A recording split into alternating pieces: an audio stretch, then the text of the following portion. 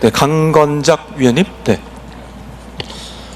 뭐 좀 관점을 좀 달리하는 얘기를 좀 하고 싶은데, 사실은 전작권이 전환되면 지금 현재 연합사 체제가 미래 연합사 체제로 바뀝니다.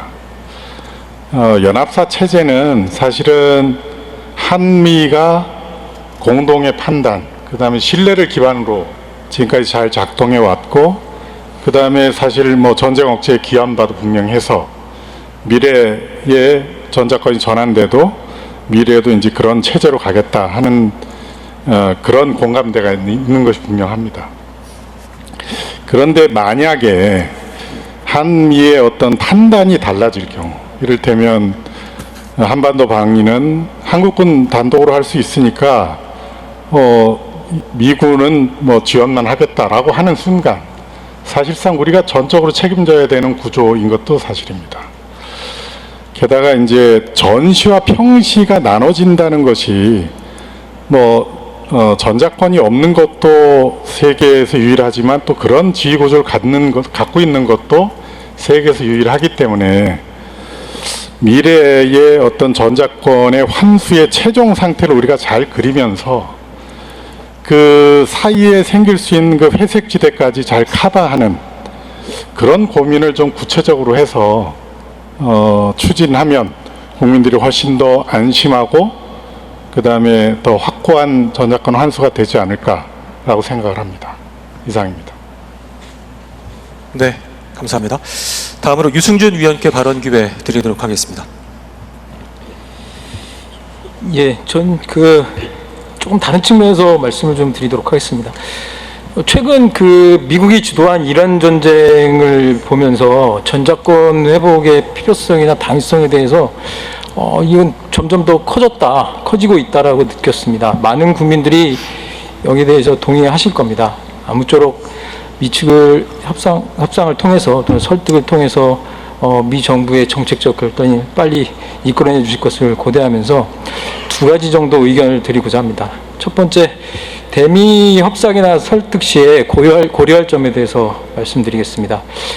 미국이 지금까지 보인 태도나 트럼프 대통령의 대선 전후의 발언들을 볼 때 미국 정부는 전작권 협상 과정에서 방위비비 분담금 증액을 요구하거나 추가적인 무기 구매나 대미 투자 등 이런 것들과 연계를 할 가능성이 있어 보이고, 한편으로는 저희가 지금 앞서 발표하신 계획에 핵추진 잠수함 사업을 이제 해야 하는데, 여기에 이제 미국 정부나 의회 동의가 협조가 절대적으로 필요한 상황입니다. 이러한 상황을 잘 고려를 하셔서 외교적으로나 군사적으로나 잘 협상 전략이 마련되어야 할 것으로 생각된다는 의견을 먼저 드립니다. 두 번째는 전작권 회복에 관련돼서 이것은 우리나라 주권 회복에 대한 문제고 자주국방을 세우는 그런 아주 국가의 민족의 중요한 사안이라고 생각이 듭니다. 이러한 사안에 있어서 국민과 함께하는 전작권 회복이라는 생각을 좀 해봤는데요. 지금까지 전작권 회복에 관한 이 세 가지 조건 또는 3단계 이제 검증과 관련돼서 세부 조건이나 검증 과제의 구체적 내용들이 공개되지 않았었습니다. 평가 검증의 기준이나 방식에 대해서도 공개하지 않았습니다.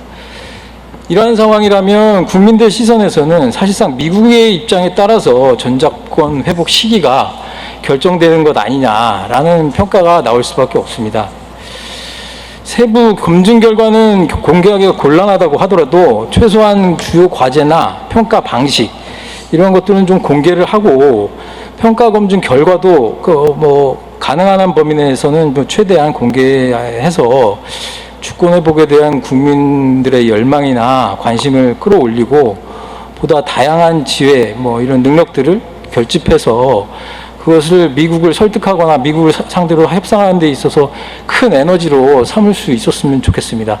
국민들이 이 전작권 회복에 대한 절대적인 지지와 열망을 표해 주신다고 하면 미국도 우리들의 노력에 의해서 설득이 되리라고 믿습니다. 이상입니다. 네, 자, 다음은 노영만 위원께 발언 기회 드리도록 하겠습니다. 예. 조광래 위원께 마지막 또 기회 드리도록 전작권 관련해서 아까 말씀하신다고 그러셨는데. 네. 네, 전작권 전환 관련해서 사실 제가 준비한 내용이 있는데 앞에서 많이 중복이 됐습니다. 그래서 강건작 의원이 언급한 전작권 전환 이후 한미 지휘 체제에 대해서만 조금 더 제가 보완해서 말씀을 드리고자 합니다. 현재까지 이제 한미가 합의한 전작권 전환 이후의 지휘 체제는 단일형 지휘 구조, 즉 현 연합사처럼 미래 연합사를 창설한다는 것입니다. 그리고 그 미래 연합사령관의 사령관은 한국군 대장이 되고 미래 연합 부사령관은 미군 대장이 되는 것이죠. 그런데 현재 연합사 구조에서는 지금 브런슨 대장이 연합사령관이자 유엔군 사령관이고 주한미군 사령관 등 3캡을 쓰고 있기 때문에 한국방위 임무나 정전관리 임무가 전혀 충돌되지가 않았습니다.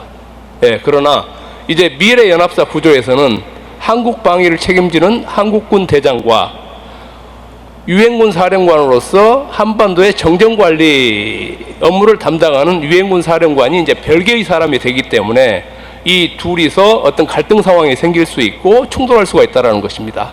아울러서 지금 평시작전을 책임지고 있는 합참의장도 있습니다.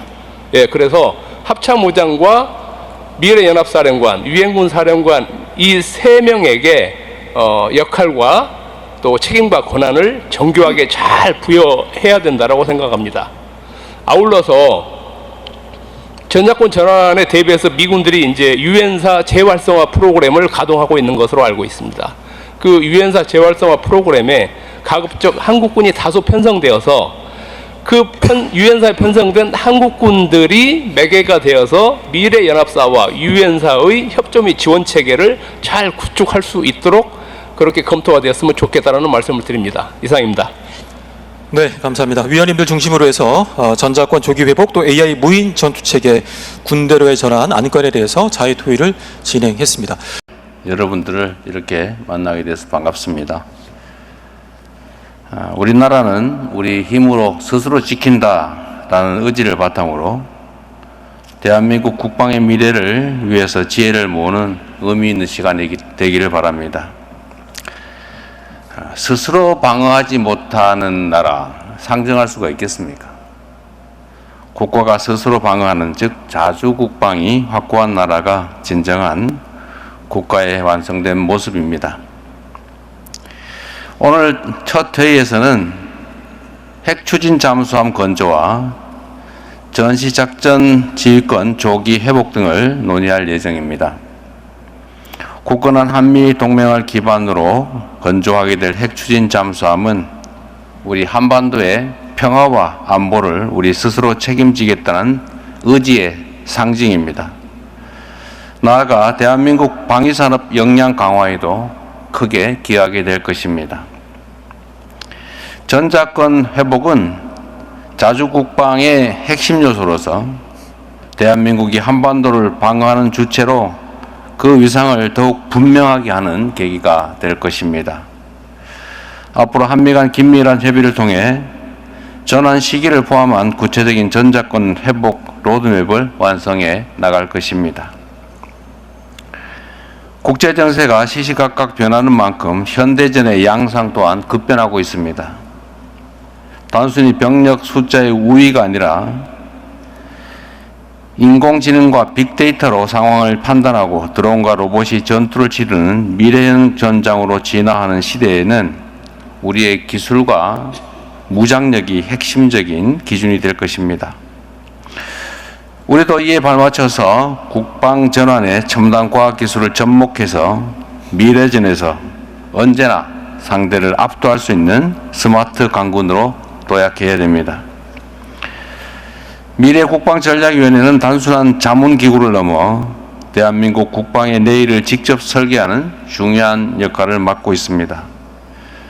민간의 전문성과 창의성이 정부의 실행력과 결합될 때 더욱 큰 시너지를 내게 될 것입니다.